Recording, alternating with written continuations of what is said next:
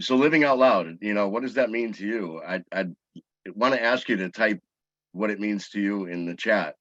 And trust, there's no right or wrong answers or anything. I'm actually looking for more phrases to support this, the idea of living out loud. And I'll just start by saying, for me, it's just to share and not to be afraid to share. What changes we've had.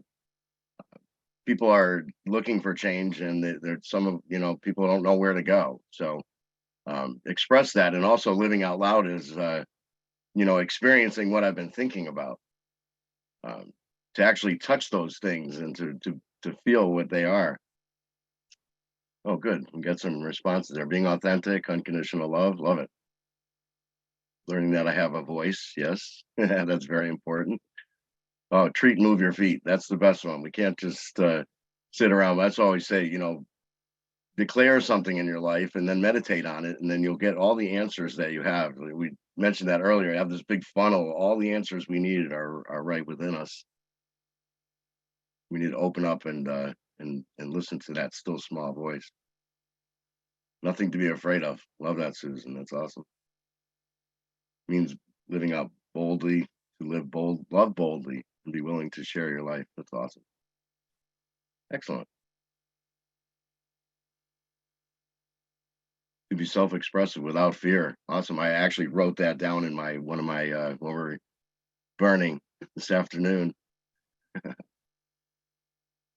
Awesome. Love it. We're definitely a strong community and sharing the same beliefs. And what I found is the community, when I first joined here, there were people in the community that believed things for me until I had enough courage to believe them for myself. And that was a really big benefit. Do what you can, when you can, where you are. That's right. All right. Great answers for that. Thank you. I appreciate those. So I'll tell you, I'm going to root myself in the truth and reboot, or as I say, pour in new clean water. I spent way too many years trying to pick out those little tiny pieces of dirt in that glass, and it's just too hard. They're just too small. There's too many of them. But by continuing to attend the service, implementing the things that we're learning here, what I was touching and feeling changed to the point where I can't be disturbed anymore, and you can be too. You can get there, absolutely, with the support of the community here. So, yeah, God is a concept. And we have a one-sentence affirmation. I am living embodiment of the divine intelligence. I am a living embodiment of the divine intelligence. And our monthly theme, so we begin this year with an examination of the fundamental principles of science of mind, heavily informed by the companion book, Living the Science of Mind. I would encourage you to get that book. It's a great add-on to our textbook. A lot of the today comes from that book. As this month we focus on the universality of this teaching, with an emphasis on the truth that we are not only of spirit, but also in spirit. One of spirit and with no separation. See, when you're one of something, there's no separation, no duality. And as we remember our divine essence, we take our rightful place by taking personal responsibility for our actions while extending generosity and compassion to others. We deepen our practice for the benefit and enrichment of the whole of humanity, this earth's creatures and the earth itself. We have some quotes to support this, and one of them is, God is all there is. And how do we know this? We know this truth because there is something which is the back of everything, what Holmes referred to as the first cause, the supreme mind and power back of all created form. In his essay, Why Talk So Much to God, about God, Holmes notes that all spiritual traditions are aware of this.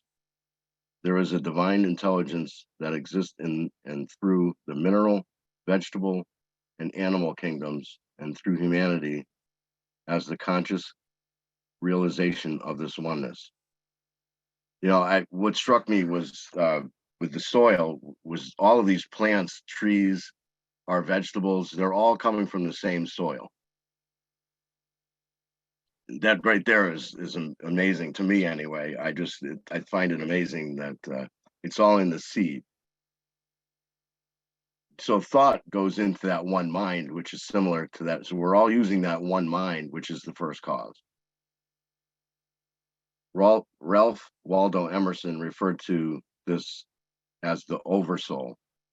In his essay of the same name, he wrote that the thing that is the unifying principle which brings everything together within humanity is the soul of the truth, of the soul of the whole, the wise silence, the universal beauty to which every part and every particle is equally related, the eternal one, which is the first core concept of the science of mind, is the idea of that we're all one, the idea of oneness.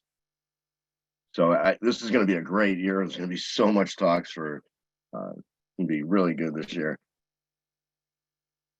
Okay, so when we understand this idea of oneness, the concept of oneness and God as oneness, when we know this and we have faith in that our mind is unified with this divine intelligence, then we tap into the power of one, creating true volition in our lives. Look at anything in our tangible world and try to discern where it came from. Everything returns to first cause. A skyscraper comes through the creative mind of an architect. The scientific knowledge passed down through generations of civil engineers, the hands of the steel workers, and the glaziers, and back through the material born in the soil itself. Everything in our existence comes back to the one. We live in a spiritual universe such. God is all there is, all possibility, all action. For spirit is the invisible essence and substance of all form. And that comes from What is the Science of Mind, page 3, Living Science of Mind. When we see the world with this awareness, we both create and respond from this awareness. We see past appearances and into the allness that is before us. This comes easily to us when we look at nature. A twisted branch on a grand tree is a thing of beauty, as is the raging spring runoff, even though it may threaten to flood our homes. When we see that we live in a spiritual universe, we work with that reality rather than against it. We begin to see how interconnected we all are, economically, culturally, and environmentally. And we seek to find the harmony that is beneath it all, rather than expand and foment further separation from resistance. And to know the oneness. False belief, superstition, has gotten in the way of our understanding of this divine truth. Ernest Holmes, in his essay, What is the Science of Mind, in this same book, Living the Science of Mind, said that everything which is opposed to God is nothing more than an accumulation of human thought, a collective negative suggestion of the collective unconsciousness. We grow in our understanding of the all as we increase our faith and see it manifest around us. So leaning into our faith has been especially challenging these last few years when there's so much darkness has been present in our lives through the pandemic, through war, through racial and cultural upheaval.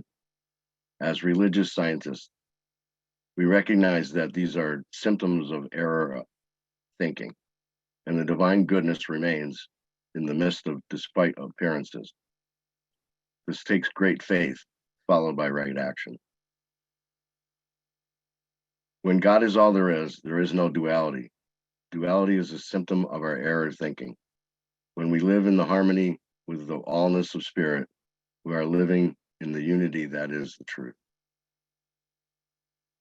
So the Quran says, He is Allah, the creator, the inventor, the shaper. He alone has the most beautiful names. Whatever is in the heavens and the earth constantly glorifies him, and he is the Almighty, all-wise. So we have a story today to support this idea, and it comes from the Teo. Strike the bell hard with faith, it's called. So a new disciple asked his Teo master, how can I get myself ready for this training? Think of me as the bell, said the master. Tap me softly and you get a tiny ding. Strike me hard and you receive a loud and roaring chime. Teo is like the bell, and the faith is the clapper. So strike the Teo with faith, and the connection reverberates music of the universe. The harder you strike, the more resilient and beautiful the melody of vibration is. Beautiful sayings. There's one more. If you open yourself to Teo, the Teo will eagerly welcome you. If you open yourself to virtue, virtue will become a part of you. If you open yourself to loss, the lost are glad to see you. When you do not trust people, people will become untrustworthy. So we're getting close. The conclusion and the call to action today is this week, look for God, spirit, source in your daily life. Pay attention to the small moments that make your heart lighter. Examine your world with curiosity to track it back to the first cause. What became before what appears to you? And I have a saying I like to, I have down in my think tank. It says, what's the story behind that? And when you're challenging something, I'm going to take a look. Don't be afraid to dig deep into that and find the root cause. Dig it up and plant a new seed. That's my message for you today. So take note as well of what feelings oneness is to you. What does oneness mean to you? When are those small, light moments of peace? Perhaps it's reading a spiritual passage or going for a walk. It could be catching a sunrise or sunset or taking time to quietly reflect. Notice where God is in your life right now and pay attention to how it speaks in your life right now. I have one more story and I'll close with this. I actually saw it on Facebook and I thought it was really, really fitting for today. It comes from the HR diary. I'm not even sure what that is, and the author wasn't available. So it was an interview, and she says, I once asked a very successful woman to share her secret with me. She smiled and said to me, I started succeeding when I started leaving small fights for small fighters. I stopped fighting those who gossiped about me. I stopped fighting for my right to with inconsiderate people. I stopped fighting to please everyone. I stopped fighting to prove they were wrong about me. I left such fights for those who have nothing else to fight. And I started fighting for my vision, my dreams, my ideas, and my destiny. The day I gave up on all the small fights is the day I started becoming successful and so much, much more content. Some fights are not worthy of your time. Choose what you fight for wisely. All right.